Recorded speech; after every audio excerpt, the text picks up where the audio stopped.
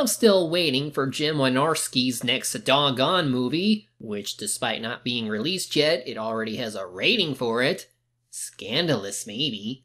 We're going to look at something else he's done. Spoilers! It's not the Shark Kansas movie, but it's Nessie and Me!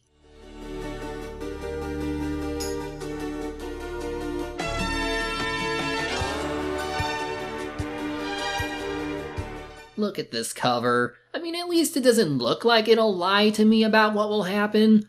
But none of the actors are really looking at the CG monstrosity. Hell, I think the captain here is pointing at something more interesting, and I don't even know if this guy is even pointing at the monster. For all we know, they're looking at nothing. Anyway, Nessie and Me is yet another family-friendly, Dove Foundation-approved film that Jim Wynorski directed when he wasn't busy making cheap TV movies where the only selling point is an attractive woman in revealing clothing. Because according to him, the only effect cheaper in filmmaking is breasts. Says a lot about him if that's how he sees them. Nessie and Me came out roughly a month after I Doggone Hollywood, July of 2017, and features some of his usual cast that he tends to have show up in his works, as well as others I won't bother too much with since I wouldn't recognize them enough to know what they were in that wasn't like Jim's. Now, even though this doesn't have a talking dog, I have a feeling the same kind of formula used to make these kids' films will apply here as well. So, are you ready to see what happens when Wynorski applies Sci-Fi Channel monster effects to a children's film? I'm not, but I'm bringing you in anyway. This is Nessie and Me. And immediately we begin with slow-down footage for no reason. Oh, and of course they're already spoiling the fact that Nessie is a thing, because they just show its tail and its head. Way to build up the reveal, you guys. Not even a minute in, and you ruined the mystery. Whatever that mystery was. Here we have recurring Wynorski actor, John Henry Richardson, playing Captain Jack O'Grady, who apparently lives in a rundown shack, carrying a machete while trying to sound like a pirate. Can't fool me, buddy boy. You've been scaring folks around this place for far too long. And I'm gonna make sure that you leave, because you need to find your own place now. Like back to Scotland, or wherever the hell you came from, you stupid water horse. I can't tell if he's serious or if he's drunk. Well, when you're in a kid's movie like this, booze might be the solution to getting you through. Just take a gander at his drunken rage. There you are, you son of a gun. It's checking out time. You've been scaring so many kids for so many years, it's time for you to finally go way down under with the rest of the Dynacrocs and Piranhacondas. I get it. So I'm giving you just 1 week, 7 days to clear out once and for all. And if you don't heed my warning, you'll be a lot sorrier, because I'm not going to be so charming when I come back. Oh no! I'm a big scary monster and he's got a tiny razor! I'm so scared!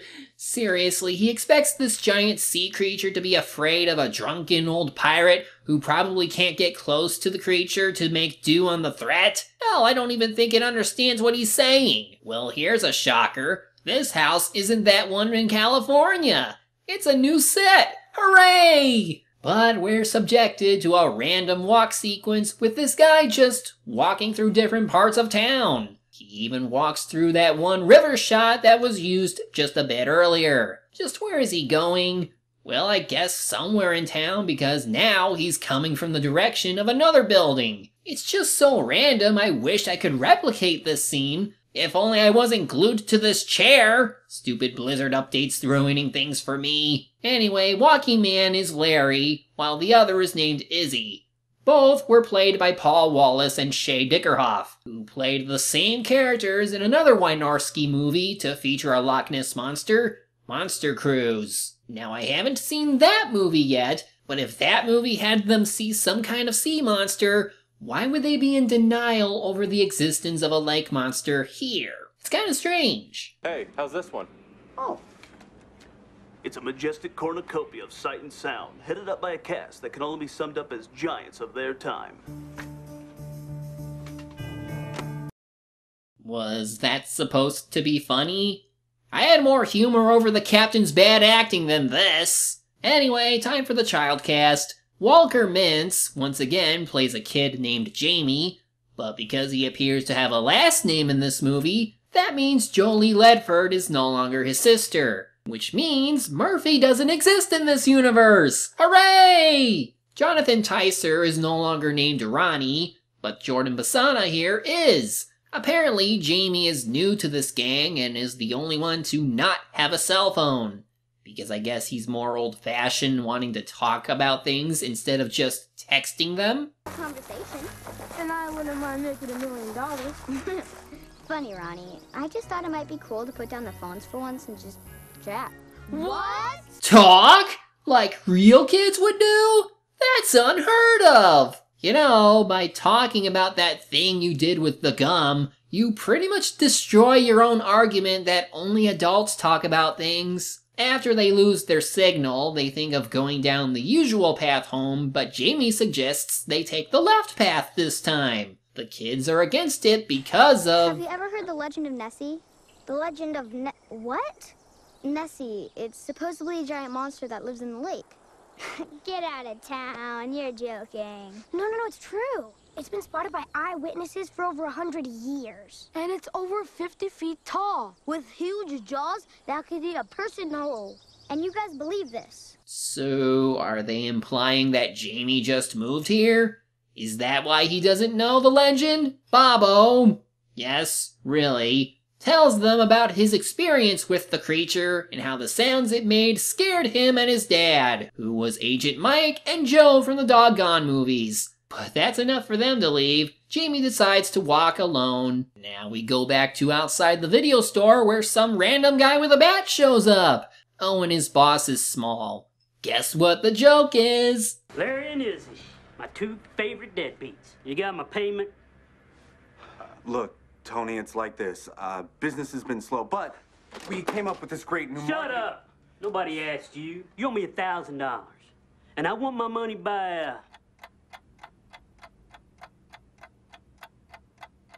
Saturday, boss. Saturday. Or, Alphonse here, he bust some kneecaps. You understand? Seriously? There's a mafia protection payment subplot? For a video rental store? Come to think of it, I'm amazed they weren't already out of business, since people use the internet for everything now. And don't try and skip town on me or else. Or else what?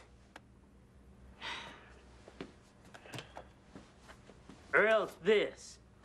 You gonna rent movies from us? Oh, I think you're letting them off easy. This is what you should have shown them.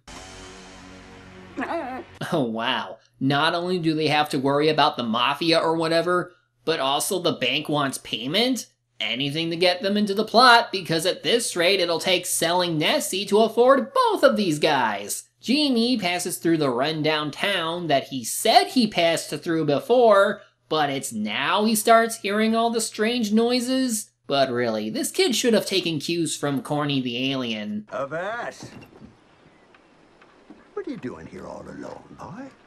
Aren't you afeard of the monster? No, I'm afraid of you.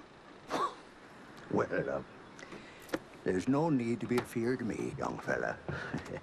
It's that Nessie. That's who you gotta be fretting about. You know, with the right amount of editing, you could probably turn this into a stranger danger PSA. You thought I was doing all that bellering, did you? I guess not. But what did? Come on, I'll show you. So he, of course, goes with the crazy old coot, and I wish it was Captain Jack Sparrow instead, and god damn it, now what? Kitty. Back from the bank with good news, I hope. What the hell? 2 more people from Monster Cruise? What is this, some kind of cast reunion or something? What's next? You gonna tell me the monster in that movie was reused for this one? Actually, I could just watch a trailer real quick. Maybe that will clear things up.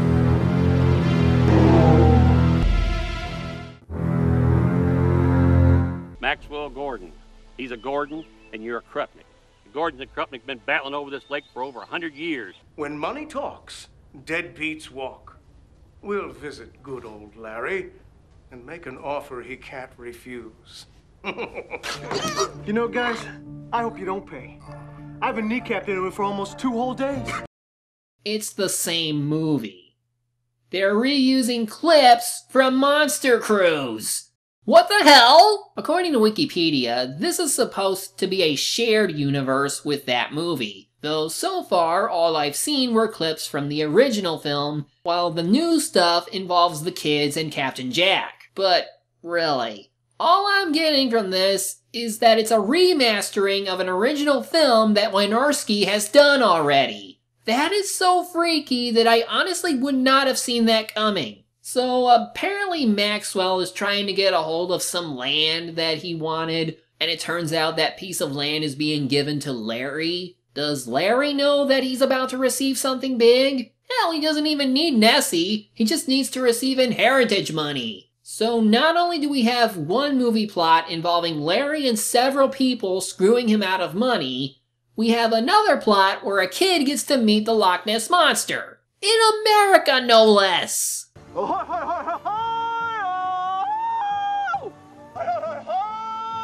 Nice yell there, buddy, but it won't top Hugo's yelling. Also, weren't you trying to scare Nessie away? Why are you being nice to it just to show him off to Jamie? Tell somebody about this. No, we can't do that, Master James. This darn sea monster just never seems to come when it's called. I think the only reason it comes around at all is because I know how to call it. Well, can you call it again so I can get a picture? A picture? No. Well, if people saw a picture, they'd know it was real. If you didn't want anyone to know and Jamie to not tell anyone, maybe you shouldn't have brought him here, you stupid pirate! Back at his home, we see...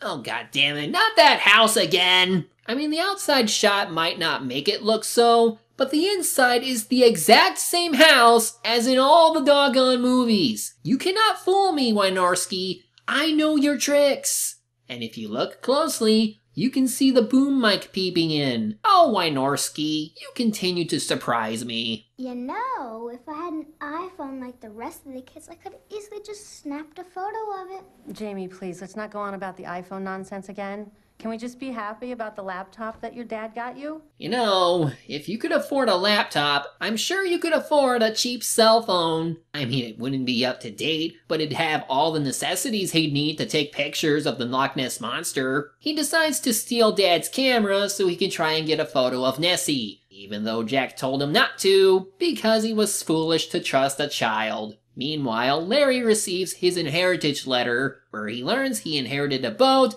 a cabin, and some bait shop. I guess this is supposed to coincide with the next shot of Jamie trying to convince his friends to go to the lake with him to find Nessie, which they don't go with him because Jack is crazy. Larry and Izzy find the boat that has a slide on it. And that's where they meet Tamara, who reveals herself to be the skipper of his grandfather. You must be Larry. Yeah. Oh, this is Izzy? Hey, I'm Izzy. But how did you know? Oh, I knew Skipper. Your grandfather? He used to talk about you all the time. Really? Well, yes, silly. I mean, he's leaving you, like, everything, isn't he? So not only did they inherit some land, but also their own boat girl? But how will this tie into Nessie? Oh, because some guys from Unexplained Mysteries that they mentioned earlier are here too. Look, if you wanted to update this movie so it looks nicer than the earlier trailer, then do so.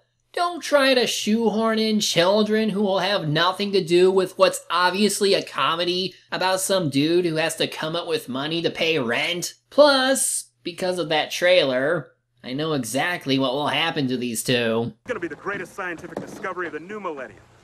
And the previous? Have you got your Nobel Prize acceptance speech prepared? Cinema snob, what are you doing here? Izzy apparently has a daydream about a mermaid showing up onto the boat. Whoa, who are you? I am Ariel. Oh, I am Izzy. I need you. I want you to help me. Then he takes Ariel with him into his car. They fast blur motion away into the future. Great Scott. Larry finds the cabin he inherited and I guess he's trying to have some kind of emotion for the fact he never knew his grandfather or something, while Tamara shows how weird she is with the worms, while being all perky about it. Izzy is apparently unfazed by the fact he's driving around his own DeLorean, or it's just powered by a magic mermaid who can teleport him to places, without any sort of explanation to why she is able to do this, or why she needed his help in the first place. And all the while, Cinema Snob and friend are trying to find Nessie because this film sure as hell doesn't know where it is. Wasn't this supposed to be about Nessie and Jamie? Pretty good catch today. You know, I thought I'd leave it to the expert. You know, someone who doesn't have an irrational fear of worm guts. No, it's apparently a movie about a kid whose plot is more of a subplot to another subplot that's the plot of another movie. Just get to the point already! Just why exactly does Maxwell want the land? Does he know Nessie exists? No, and quite frankly, I don't think he even cares. And is the fact that they know the car is gone implying that what is happening with Izzy is real? Was the title of the previous movie just a reference to the fact that monsters are doing things to these characters and they're having a wild adventure with it? I don't understand! Jamie convinces Janelle to come see the crazy old pirate with him, but finds him absent. So while they go through his things, Larry is checking his phone for messages from Izzy, despite it clearly not being on. He finally returns from wherever the hell his mermaid friend took him, and they don't really question the logistics of it. But Larry has a plan to make a lot of money without relying on Nessie. We're gonna put a TV on board? Looking for a fun-filled adventure that won't take a big bite out of your wallet? Tired of staying home every night watching reruns on TV? Then come on down to Lake Apalog and join me, Larry Krupnick, on the greatest boat tour since your last boat tour. Snorkeling! Sliding! Woo! Complete shower facilities and free water for the kids. So just call 555-8127. Operators are standing by. Is it wrong to say that the doggone movies were Wynorski's better films?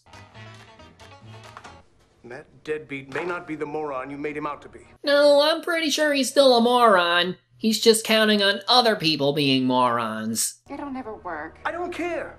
Call my brother-in-law at Channel 3 and have him kill that spot. Dude, it's a poorly made commercial. No one will pay attention to it anyway. They take an As Seen on TV ad more seriously before they do this one. It's only now that Larry comes to learn about Maxwell, because Tamara reveals that he owns all the surrounding land but this one, and wants to build a casino on it. And on top of that, he learns that there's apparently pirate treasure around here somewhere. So this movie about a boy and his Loch Ness monster just became a movie about finding a treasure chest to pay off the mafia and the bank while some supernatural things happen.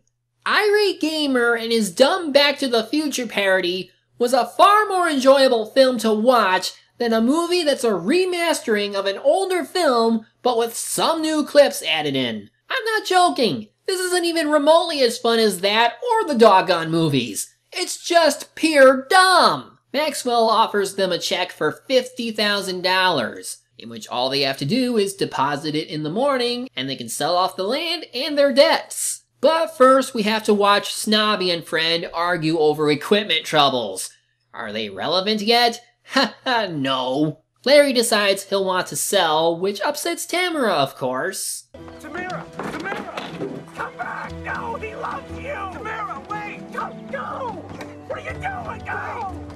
Act like you love her! Izzy, you can't play director. You didn't write this. The kids find out that Jack used to be the mayor of this town, who saw Nessie back then and was forced to resign. I don't know if this was a thing in the original, since so far I'm only taking cues from that one trailer. After what I assume is Jamie showing Janelle he's a better reader than her, though has to be corrected on some words, Jack shows up to reminisce on the old days. All these years, I was the only one.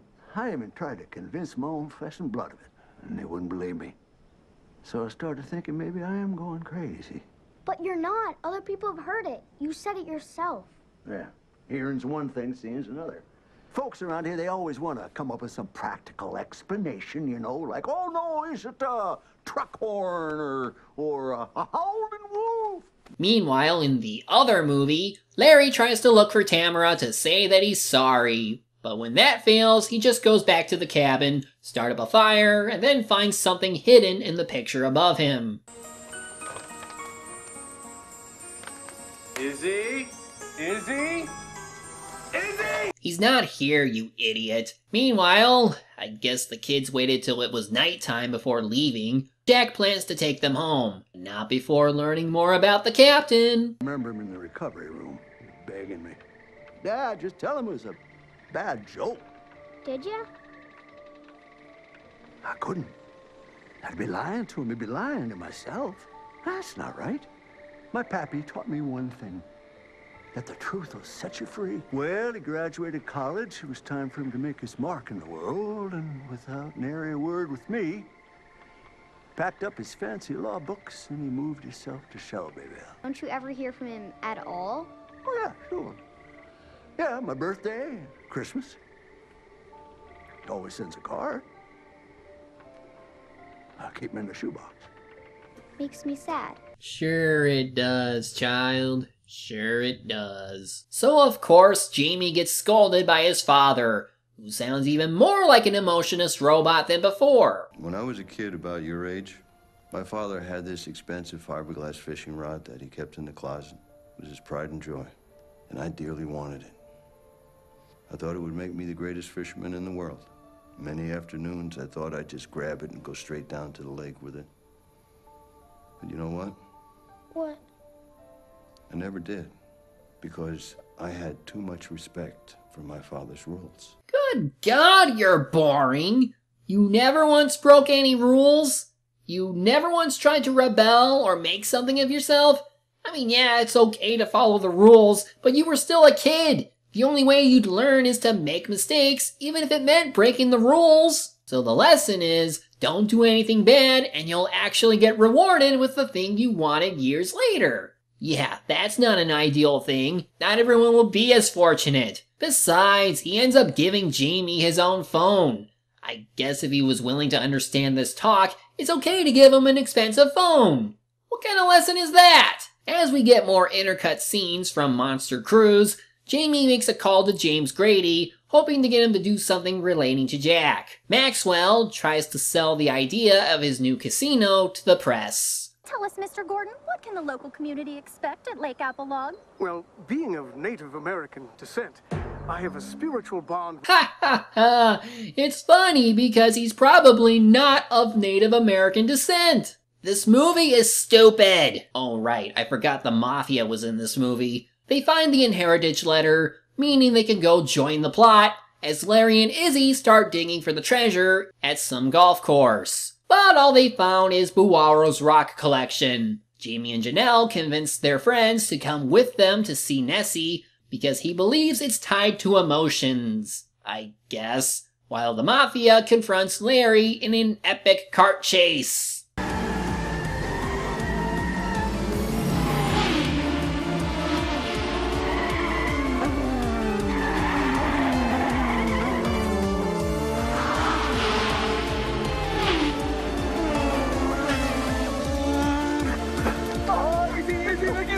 Do something, come on, man!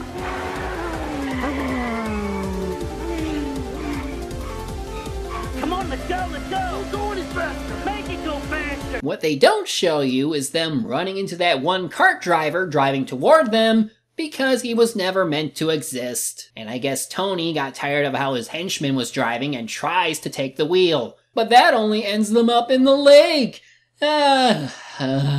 Oh, and now for that one moment I've been waiting for since that trailer. But I want to light it this time. You got to light it last time. It's got a short fuse. I'll show you who's got a short fuse. Now give it to me.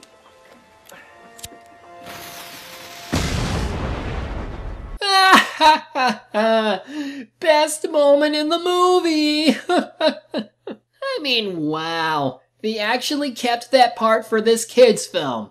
2 people are dead, and it was played for laughs. Anyway, despite not finding any treasure, Larry decides he won't sell the land and he'll find a way to keep it anyway. And while this is going on, Izzy completes whatever character arc he had with Ariel as she goes away for a little bit, only she'll rejoin everyone shortly after. So what does Larry do to keep his land? Join the kids in finding visual proof of Nessie? Ha, no. He sells his car for a lot of money, gives most of it to Tony, gets tossed into another scene to give the bank money so he can tell Tamara he has the money to pay the mortgage for this month. As they go to celebrate and figure out how to pay for next month's payment, Jamie tells Jack what he has to do to summon Nessie. You were sad, worried.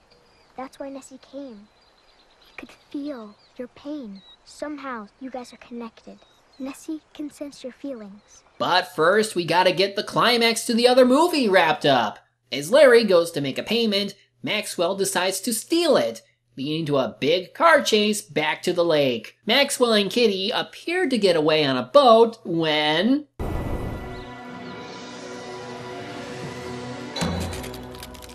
part of that boat was gold? Who would have guessed? No, wait, it's even dumber. It's a magic golden ship! What? Oh, and I guess Ariel was tied to Nessie this whole time because she ends up calling it to stop the bad guys. So much for having good feelings to call it up, but hey, at least everyone got to see Nessie. Oh, and I guess Snobby and Friend weren't killed in the explosion, even though it was a pretty big one while being up close to it. But they do get one little present. Well, at least we'll have a pleasant ride home.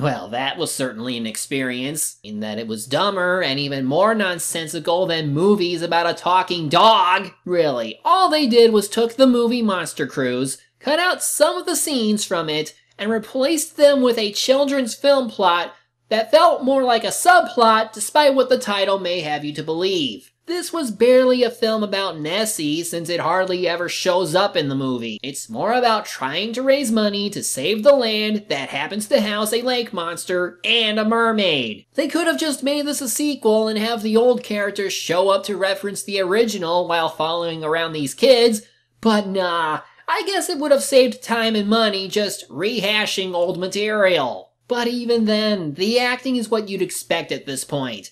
It's laughable, corny, and at times very tropey given its villains and pointless comic relief. The editing makes it seem like these events take place at roughly the same time, but still leads to some awkward effects and quick cutaways without any consistency or flow. And the less I need to say about the actual effects, the better. I just couldn't get into this one as much as I did the doggone movies. They were bad, but laughably bad in all the right ways. This one doesn't have nearly as much things to laugh at for being bad, and was more frustrating with how long they go on for, and with forced messaging for kids that's overshadowed by a much larger plot. The only thing that I can say surprised me is just the fact it was made this way. I never would have expected this to be another movie had I not looked into it. And now that I have reviewed this movie, I can say I have reviewed Monster Cruise, and thus can share my final thoughts with it on this one. It blows. It's a lame comedy that thought it could look nicer with better film quality, while disguising itself as another film that barely was one. That's all. Don't even see it. It's not worth it. I'm the Media Hunter. Medias may prey, and reviewing them my way.